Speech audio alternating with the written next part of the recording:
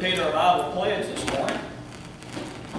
I pledge allegiance to the Bible, God's holy word. I will make it a lamp unto my feet and a light unto my path. Its words I will hide in my heart, that I might not sin against God.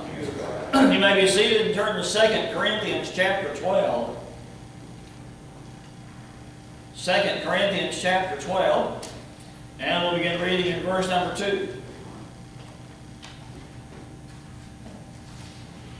We've been looking at 2 Corinthians some. This will probably be the closing time with that for a while. We're going to talk about when the going gets tough. You ever had tough days? Maybe some this week. If not this week, within the last year probably. If you haven't had tough days, you probably haven't been born yet, so we welcome you into our world. 2 Corinthians chapter 12 and verse number 2, Paul said, I know a man in Christ who 14 years ago was caught up to the third heaven. Whether it was in the body or out of the body, I do not know. God knows. And I know that this man, whether in the body or apart from the body, I don't know, but God knows, was caught up to paradise and heard inexpressible things that no one is permitted to tell. I will boast about a man like that, but I will not boast about myself, except about my weaknesses. Even if I should choose to boast, I would not be a fool, because I would be speaking the truth. But I refrain, so no one will think more of me than is warranted by what I do or say, or because of these surpassingly great revelations. Therefore, in order to keep me from becoming conceited, I was given a thorn in my flesh, a messenger of Satan to torment me. 3 times I pleaded with the Lord to take it away from me. But he said to me, my grace is sufficient for you, for my power is made perfect in weakness. Therefore, I will boast all the more gladly about my weaknesses, so that Christ's power may rest on me.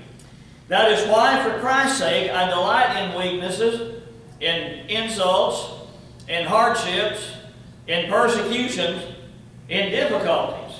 For when I am weak, then I am strong. I don't know how many people here have played golf or not. I know I used to quite a bit, but kind of given that up. But if you're a golfer and you play, especially on bigger courses and what we may have around here, there are 3 different tee boxes. Now, for people that don't know about golf, that's where you hit your first shot. It's from what they call the tee box. It's like more of a line than anything, but you tee up your ball and you hit it. Most courses have what they call men's and women's tees. And some that are larger have professional tee boxes. So there are 3 tee boxes on a course. And of course the man's, if that were the hole down that way, the professional one would be back the longest distance. And then the men's tee box would be a little bit closer. And usually, I think it's unfair, but usually the women's tee box is a whole lot closer. And for sake of equality, it's not fair. They should just have one. But anyway, there's 3 different tee boxes. Well, there's a story told about a man named Bob, not our Bob, but a Bob, who went out to golf one day in the fall, a nice, beautiful day. And so he's out there preparing to hit his golf ball. And there's a man who says, and you remember the spacing of the tee boxes, the professional, the men's, and the women's. A voice comes from the announcer somewhere in a room that said, would the gentleman standing in the women's tee box please back up to the men's tee? Well, Bob ignored the announcement. And a few seconds later, again, would the gentleman on the women's tee box please back up to the men's tee? Well, Bob was thinking that was an incredibly rude statement to be making. And so he stood there for a few seconds before getting ready to hit his ball again. And once again, would the gentleman on the women's tee please back up to the men's tee? Well, Bob turned around and looked toward the clubhouse, or where he thought the voice was coming from. And he said, will the announcer in the clubhouse kindly shut up and let me play my second shot? So what that meant was he had hit an incredibly short first shot that it didn't even get past the women's tee box. Well, for those of you that are golfers, that probably indicates that Bob was not going to have a very good day. I don't know if you've had a day like that or not, but I have. I remember years ago we had a man when I was here in Paris. Before come to visit one, I can't remember if it was Memorial Day or if it was Labor Day. It was either May or September, and came to visit. I'm sorry, it wasn't here either. It was in Illinois. Came to visit our church up there. He was from House Springs, Missouri, and there for a weekend. His mother was in the nursing home, and casually dropping by, and I was playing golf at that time. I was going out and hitting 9 holes, like early in the morning, just as soon as the sun came up. One of my members, we'd go out and play 9 holes, because we could play 9 holes, and he could go to work at J.C. Penney's. And so we'd go out. Matter of fact, we played quite often so early till the guy that was at the clubhouse, who could have yelled back up to the men's team, would just look at us and just wave us on. He didn't want to fool us paying at that time, so we'd go play 9, get in our car and leave before 9 o'clock. Sometimes 8:30 even. And so one day, this guy asked me on Sunday, he said, "Pastor, you play golf?" And I said, "Sure, I like playing golf." He said, "You want to go out in the morning?" And I said, "Yeah, let's do it." So this is on a holiday, and I could never be a professional golfer. For one thing, I hate it when it gets quiet. You ever seen not Billy Madison? Is it Billy Madison? The one where Adam Sandler plays golf. He's supposed to be a hockey player. And of course, he got the crowd to, woo, yeah, making noise. Now, if they did that, I could hit the ball a whole lot better. But total silence, and everybody standing there watching you, which at that time was early in the morning, and there's people waiting for us to start so they can start. There's about 30 guys standing around, and I tee up my ball, and I hit it. And hit it on the inside of my club, which meant it went this way. So it's going sideways, and the next thing, of course, there's this sound. And it's not a thud, it's the sound of a golf ball hitting a door on a car. And that's exactly what happened. It's the passenger side car door. Well, we went in, paid, come back out, and of course, to top it off, and it was also good, but it was very embarrassing. The car that I hit was the guy that I came with. I don't know. I was up there about probably 6 years after that. I never saw him come to church again, and I was never asked to play golf. So. Anyway, I've had days like this Bob had that I told you about this morning, where things just don't go good. There's a book called Children's Letters to God by David Heller, and he tells some little interesting stories, things children have written to God. I want to share those, a few of them this morning. He said, one child said, "Dear God, what do you do with families that don't have much faith? There's a family on the next block like that. I don't want to get them in trouble, so I can't say who they are. See you in church on Sunday." Signed Alex, age 10. Another child, Frank, age 11, wrote and said, "Dear God, want to hear a joke? What's read very long and you hear it right before you go to sleep? Give up, God? It's a sermon." I thought that one was pretty good myself. And then one more says, this is a little more serious, says, "Dear God, I have doubts about you sometimes. Sometimes I really believe. Like when I was 4 and I hurt my arm and you healed it up fast. But my question is, if you could do this, why don't you stop all the bad stuff in the world? Like war, like diseases, like famine, like drugs. There are problems in other people's neighborhoods too. I'll try to believe more." And that was from Ian, age 10. And probably some of us struggle with some of the very things that Ian struggled with. And of course, the world constantly uses that as one reason why they can't serve God, because they can never serve a God who allows for war and famine and cruelty and all of those kinds of things. But when God set the world in motion, certain things happened, especially after man sinned and sin was brought into the world. And so Paul struggled.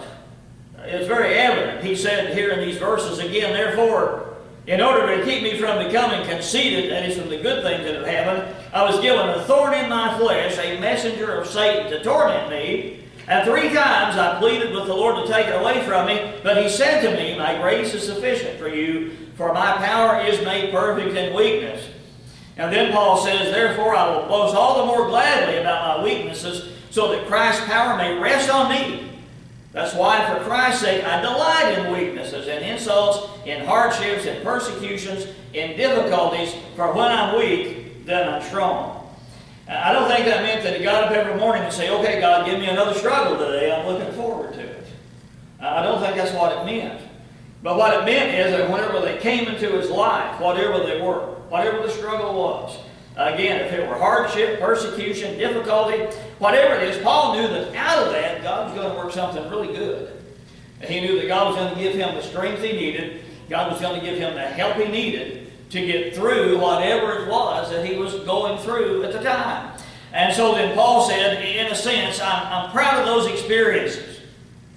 He's saying, because out of those experiences, my faith has been nourished. My faith has been growing. I believe he would say, I'm a better Christian today because of what I went through, because of those struggles. And of course, the reason's obvious. If we're committed to God, we spend more time talking to God when we're going through the battles and through the weaknesses.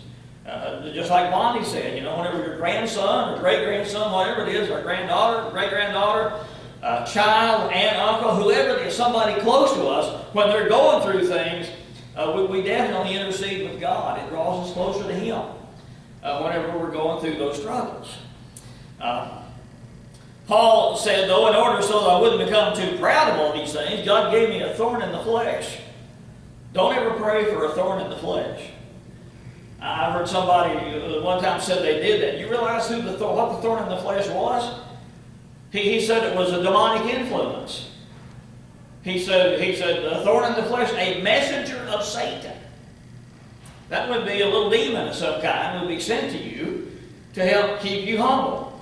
And I've had enough interaction with demons to not want one to just be with me all the time, being a thorn in the flesh.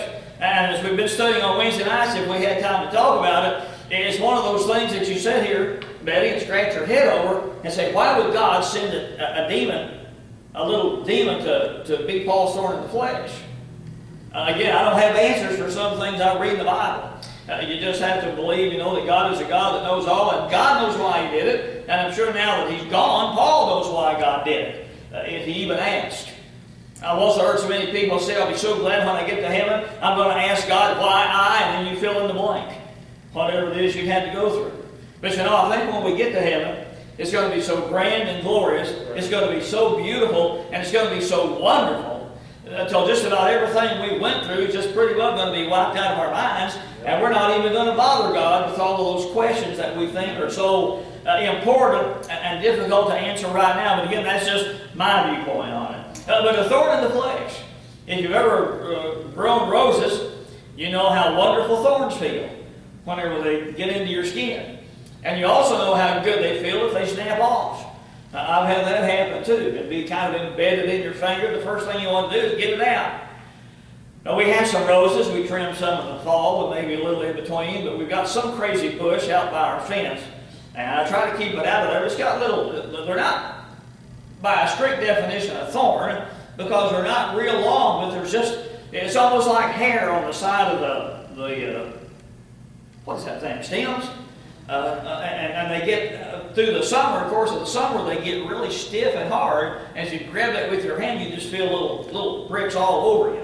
Always wear gloves, but one good thing, when you grab it with a glove, it holds on so tight, you can just rip the whole thing out pretty easy. It's easy to get rid of because of those stickers. But thorns are not fun.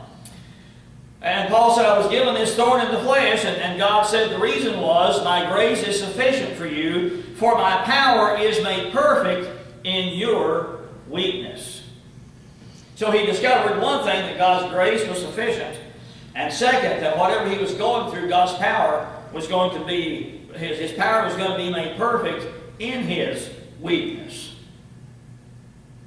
Sometimes preachers experience this. Charles and I were talking about it this week. Whenever we're speaking before a crowd, how that if you got some kind of pain that's giving you trouble, it seems like during that time you're in the pulpit or you're preaching, you don't even notice that. God either takes it away, I don't know if it's that, if you're so intent on what you're sharing, but that pain is gone. I still remember the testimony of, I can't remember his first name now, but it was Dr. Moore, president of Trevecca Nazarene University in Nashville, Tennessee. He talked about in World War II whenever he was there it wasn't a concentration camp per se, but at least a camp for those who had been captured. And he said they were given so little food, he said we could hardly survive. And he said most of the time, he said, I lay on my bed in total weakness. But he said once the German captors realized he was a minister, had been a minister anyway before he was drafted into the army, he said, I was allowed as a minister, even though, we were captors and they probably didn't like us. As a minister, I was given the opportunity to go to about 5 different barracks that was on that particular base. And he said, when it came time, he said, I was allowed to go between about 1 and 3 in the afternoon. And he said it was amazing how whenever 1 o'clock got there, he said it felt like I just had steak and potatoes and a great dessert. He said all of a sudden God would empower me and I could get up and I could minister to those places, walk with no problem, get around to minister to all the men. And he said when I finally finished, and he said I got back to the door of the barracks that I was in with the security guard, of course, with him. He said when I stepped inside the door, he said I would fall into a heap on the floor. And he said there were times I would have to crawl back to my bed and I could barely get in. But he said God came and gave me supernatural power during those times in which I could minister to the men in that camp. And it's difficult sometimes.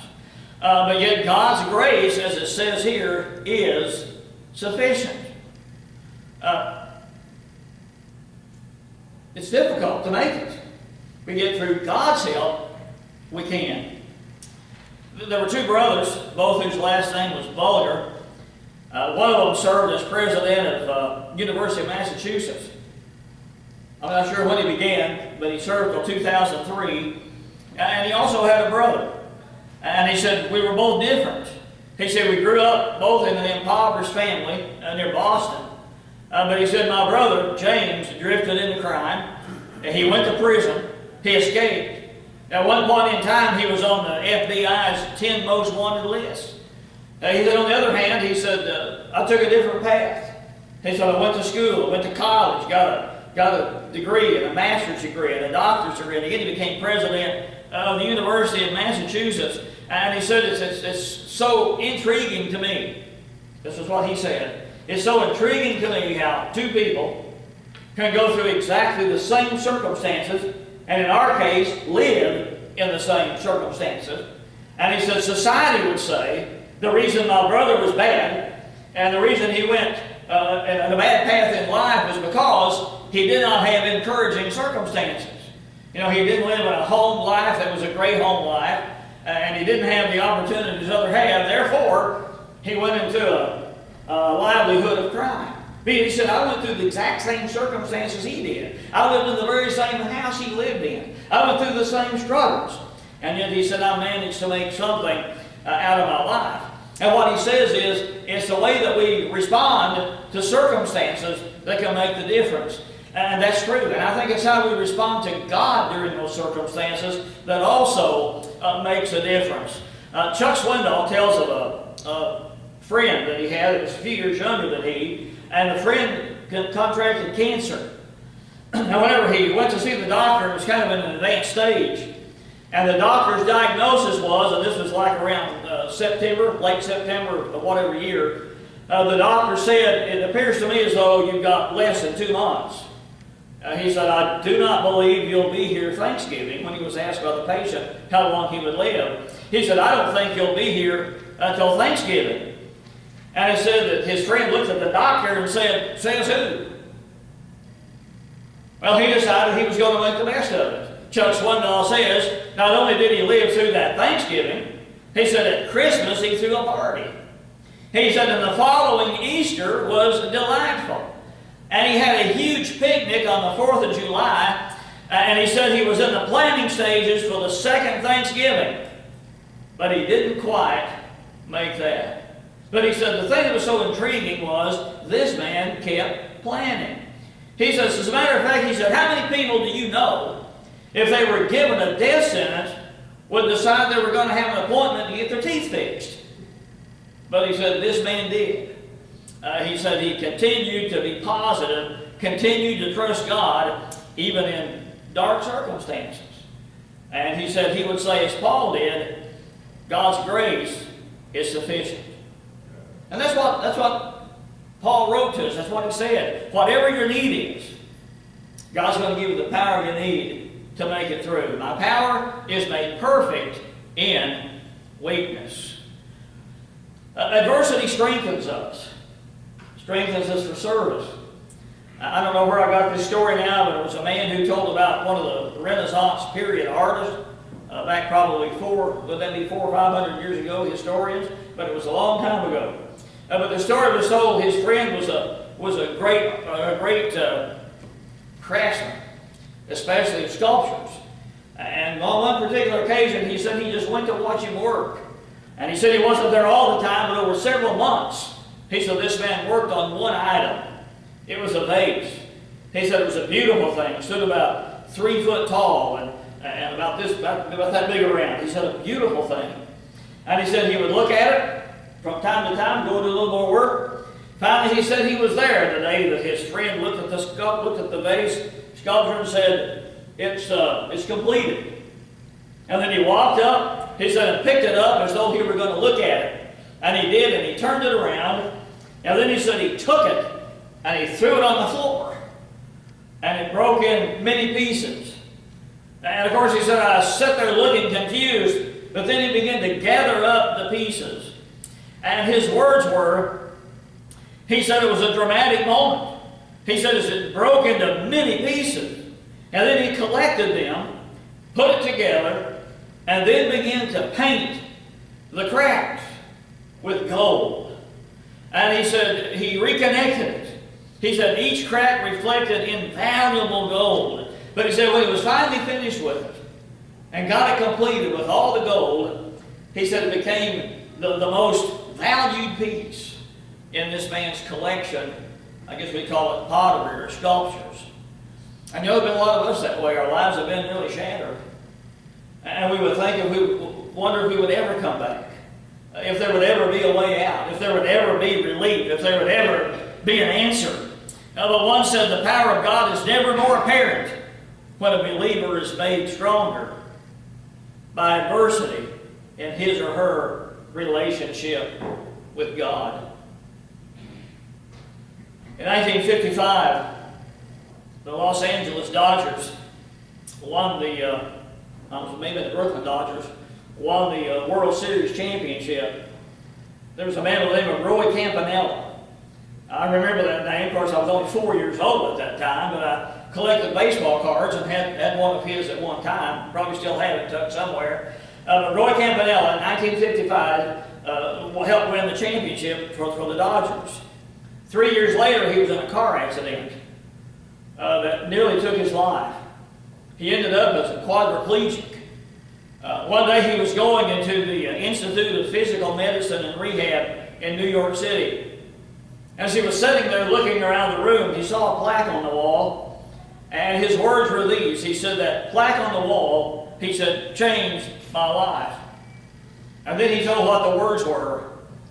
And you've heard some of these, I'm sure, about the whole thing. He said, I asked God for strength that I might achieve. I was made weak that I might humbly obey. I asked for health that I might do great things. I was given infirmity that I might do better things. I asked for riches that I might be happy, but I was given poverty so that I would be wise. I asked for power that I might have the praise of others. I was given weakness that I might feel the need of God. I asked for things that I might enjoy life, but I was given life that I might enjoy all things. And then in response, Roy Campanella wrote these words. These were his, not part of the original plaque. He said, I got nothing I asked for, but I received everything that I ever hoped for. I got nothing I asked for, but received everything I ever hoped for. And people who knew him said he did so much more after he became unable to really do much of anything as far as baseball or other activities. He did much more after his injury than he would ever have done if that had never happened. God said to Paul, and he says to us from time to time, my grace is sufficient. My power is made perfect in weakness. And that's what Paul said happened in his life. You read about his life, and he said God was there every step of the way. That's why he could say, that's why I take joy in weaknesses. Verse number 10, 2 Corinthians 12. In hardships, in insults, in persecutions, in difficulties. Because it's then, when I'm weak, I become strong. It's then when we have to rely upon God that we can find and we can sense His power at work in our lives. And I don't know what you've been going through. I know a few things people are struggling with, but certainly not things everybody's struggling with. And we all go through it at times.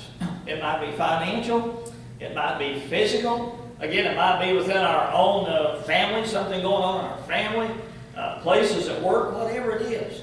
There's difficulties that come. But keep trusting God. Keep relying on Him so you can find Paul's words to be true. My grace is sufficient for you. Let's stand for prayer. Father, indeed, your grace has always been sufficient. It seemed like the only time that we have doubts that we're ever going to get through is whenever we fail to come to you. Whenever we try to do it on our own. Whenever we try to make it in our own strength and our own power. That's whenever we can become fearful. That's whenever we can become doubtful that anything good will ever come out of our situation. But Father, I pray that in those moments we would be reminded that you're there. And you're going to help us. You're going to empower us. And you're going to give us the victory, the strength. You're going to give us whatever it may be, the money, the health, whatever it is that we need, you're going to give it to us through your power.